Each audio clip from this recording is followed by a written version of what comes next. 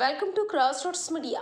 Boys సినిమాతో తెలుగు సినీ ప్రపంచంలో అడుగుపెట్టి బొమ్మరిల్లు హాసినిగా ప్రేక్షకుల హృదయాలలో చిరస్థాయిగా నిలిచిన అందాల తార జెనీలియా. బొమ్మరిల్లు చిత్రం ఆమెని తెలుగు ప్రేక్షకులకి చాలా దగ్గర చేసింది. సత్యం, సై, హ్యాపీ వంటి చిత్రాలలో నటన పరంగా ఎంతగానో ఆకట్టుకుంది.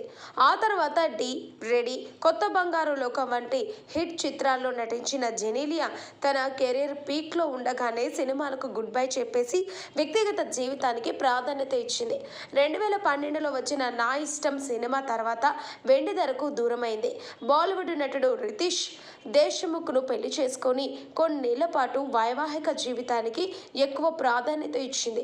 ఇప్పుడు తిరిగి నటనపై దృష్టి పెట్టింది. ఇటీవల ఆమిర్ ఖాన్తో కలిసి సితారే జమీన్ పర్ అనే చిత్రంలో ముఖ్య పాత్ర పోషించిన జెనీలియా ప్రస్తుతం జూనియర్ అనే సినిమాతో అలరించేందుకు సిద్ధమవుతుంది. ఈ సందర్భంగా ఆమె ఇటీవల ఇచ్చిన ఓ ఇంటర్వ్యూలో చేసిన వ్యాఖ్యలు ఇప్పుడు సినీ వర్గాల్లో చర్చనీయాంశంగా మారాయి. ఇప్పటి నుంచి నేను ప్రాధాన్యత ఉన్న పాత్రలకే సైన్ చేస్తాను. అవసరమైతే ఆ పాత్రల కోసం ఆడిషన్స్ ఇచ్చేందుకు కూడా సిద్ధం అంటూ జెనీలియా పేర్కొంది.